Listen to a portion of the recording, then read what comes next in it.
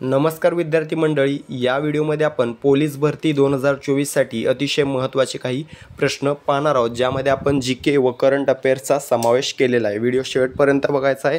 व्हिडिओमधील सर्व प्रश्न अतिशय महत्त्वाचे आहेत। चला तर व्हिडिओला सुरुवात करूया। या ठिकाणी बघा, पहिला प्रश्न आहे, खालीलपैकी कोणत्या ग्रंथाचे लेखक संत ज्ञानेश्वर आहेत? तर मित्रांनो, कोणत्या ग्रंथाचे आहेत बघा, या ठिकाणी पर्याय क्रमांक ए भावार्थ दीपिका, यालाच ज्ञानेश्वरी असंही म्हटलं जातं। याचे लेखक बघा संत ज्ञानेश्वर आहेत। ठीक आहे। नेहमी परीक्षेत विचारला जातो अष्टाध्यायी या पुस्तकाचे लेखक कोण आहेत? बघा, पाणिनी हे अष्टाध्यायी या पुस्तकाचे लेखक आहेत।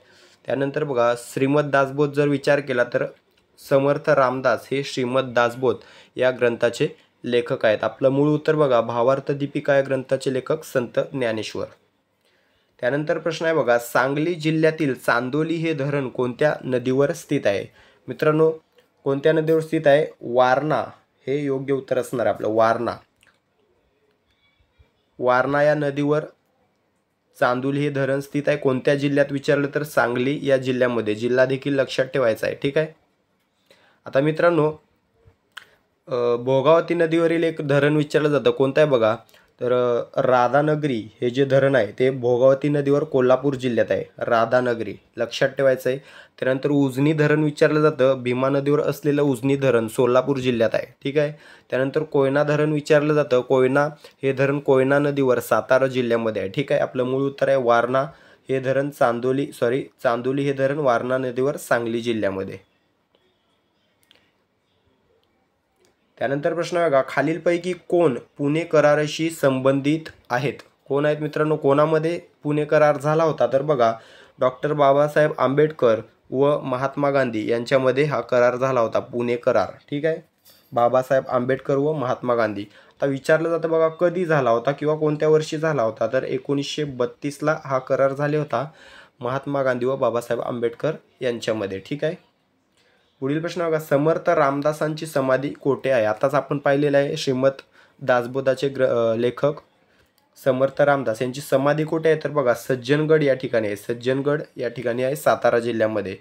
पर्याय क्रमांक डी सज्जनगड योग्य उत्तर असणार आहे। ठीक आहे। आता मित्रांनो, देहूमध्ये बघा संत तुकारामांची समाधी आहे, आळंदीमध्ये संत ज्ञानेश्वरांची समाधी आहे। ठीक आहे।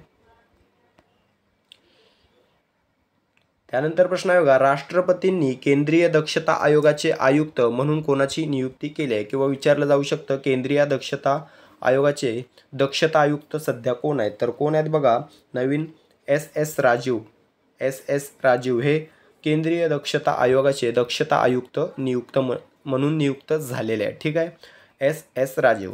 तर मित्रांनो, एस दुबे बघा भारताचे CJ ज्यालाच महानियंत्रक लेखापाल असं म्हटलं जातं, एस दुबे। ठीक आहे। एस दुबे नाव लक्षात ठेवायचं आहे।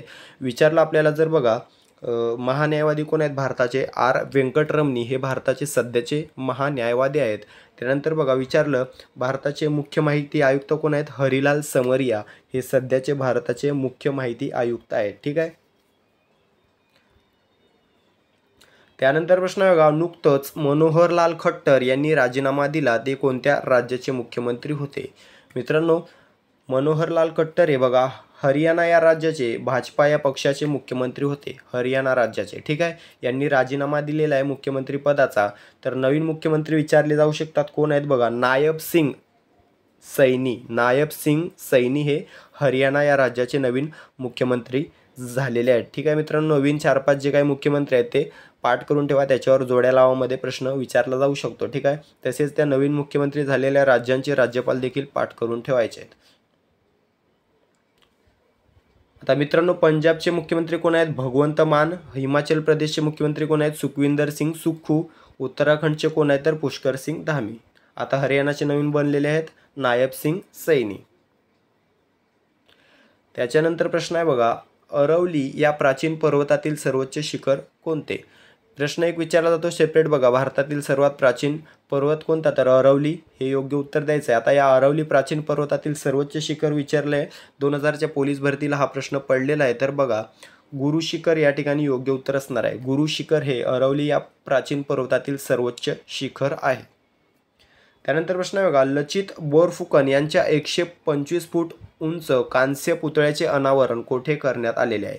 तर मित्रांनो कोणाचा पुतळा आहे? लचित बोरफुकन. किती फूट उंच आहे? 125 फूट. याचं अनावरण कोठे झालेलं आहे? बघा जोरहाट, आसाममधील जोरहाट या ठिकाणी झालेलं आहे अनावरण. ठीक आहे, जोरहाट आसाम लक्षात ठेवायचं आहे. त्याच्यानंतर प्रश्न आहे बघा, तो मी नव्हेच या नाटकाचे लेखक कोण आहेत? तो मी नव्हेच या नाटकाचे लेखक कोण आहेत मित्रांनो? तर बघा आचार्य अत्रे यांनाच प्रल्हाद केशव अत्रे असं देखील म्हटलं जातं. तर हे तो मी नव्हेच या सुप्रसिद्ध नाटकाचे लेखक आहेत आचार्य अत्रे. ठीक आहे मित्रांनो, एक कादंबरी विचारली जाते बघा, फकीरा या कादंबरीचे लेखक आहेत बघा अण्णाभाऊ साठे. फकीरा या कादंबरीचे लेखक आहेत अण्णाभाऊ साठे. त्यानंतर ययाती एक विचारली जाते नेहमी पोलीस भरतीत, त्याचे विष्णू सखाराम खांडेकर किंवा वि स खांडेकर हे ययाती या कादंबरीचे लेखक आहेत. त्यानंतर बघा कोसला एक विचारली जाते, कोसला त्याचे भालचंद्र नेमाडे आहेत कोसला. आणि माझा बाप आणि मी त्याचे व्यंकटेश माडगुळकर आहेत. माझा बाप आणि मी व्यंकटेश माडगुळकर. आमचा बाप आणि आम्ही नरेंद्र जाधव. ठीक आहे. पुढील प्रश्न आहे, भारतीय क्रिकेट नियामक मंडळाचे अध्यक्ष कोण आहेत? भारतीय क्रिकेट नियामक मंडळ म्हणजेच BCCI. ठीक आहे, याचे अध्यक्ष सध्या कोण आहेत? रॉजर बिन्नी आहेत. याच्या आधी होते सौरव गांगुली, सध्या आहेत रॉजर बिन्नी. आता BCCIचे सचिव विचारले तर जय शहा, अमित शहांचे मुलगे आहेत जय शहा, हे BCCIचे सध्याचे सचिव आहेत.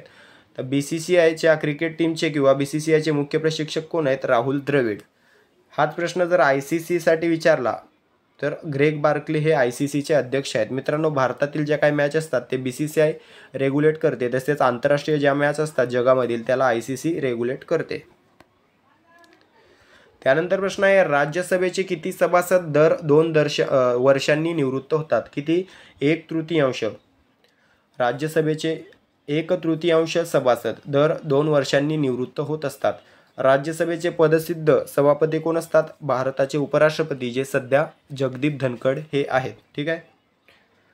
पुढील प्रश्न आहे, खालीलपैकी कोणत्या नदीस वृद्धगंगा म्हणून संबोधले जाते? कोणत्या नदीस संबोधले जाते? गोदावरी नदीस संबोधले जाते, वृद्धगंगा. तसेच दक्षिण गंगा जरी विचारलं तर गोदावरीच योग्य उत्तर द्यायचं आहे. ठीक आहे. गोदावरी नदीचा उगम विचारला तर त्र्यंबकेश्वर नाशिक या ठिकाणी होतो.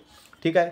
भीमा नदीचा उगम विचारला तर भीमाशंकर पुणे या ठिकाणी होतो. कृष्णा नदीचा उगम विचारला तर महाबळेश्वर सातारा या ठिकाणी होतो. कोयना नदीचा उगम कमेंट करून सांगा.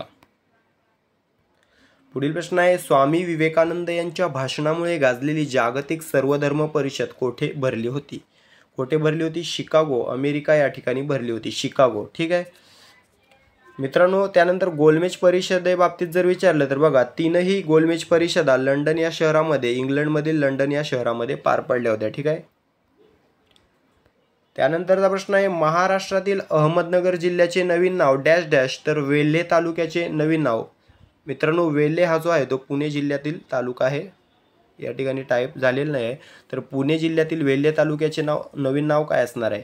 अहमदनगर जिल्ह्याचे नाव असणार आहे बघा अहिल्यादेवी नगर आणि पुणे जिल्ह्यातील वेल्हे तालुक्याचे नाव असणार आहे राजगड. म्हणून पर्याय बी योग्य उत्तर असणार आहे अहिल्यादेवी नगर राजगड. त्यानंतर प्रश्न आहे बघा, सुप्रसिद्ध मीनाक्षी मंदिर कोठे आहे? मित्रांनो कोठे आहे? मदुराई तमिळनाडू या ठिकाणी सुप्रसिद्ध मीनाक्षी मंदिर आहे. मित्रांनो रामेश्वरम जर मंदिर विचारलं तरी तमिळनाडूच आपलं योग्य उत्तर द्यायचं आहे. ठीक आहे. त्यानंतर प्रश्न आहे बघा, जगातील आकारमानाने सर्वात मोठा असलेला देश कोणता? तर मित्रांनो कोणता आहे जगातील आकारमानाने सर्वात मोठा असलेला देश? तर बघा रशिया हा जो देश आहे तो जगातील आकारमानाने सर्वात मोठा असलेला देश आहे. मित्रांनो प्रश्न विचारला जाऊ शकतो की आकारमानाच्या दृष्टीने भारताचा जगात कितवा क्रमांक लागतो? कितवा क्रमांक लागतो मित्रांनो? 7वा लागतो. जगामध्ये भारत क्षेत्रफळाच्या दृष्टीने 7व्या क्रमांकावर येतो.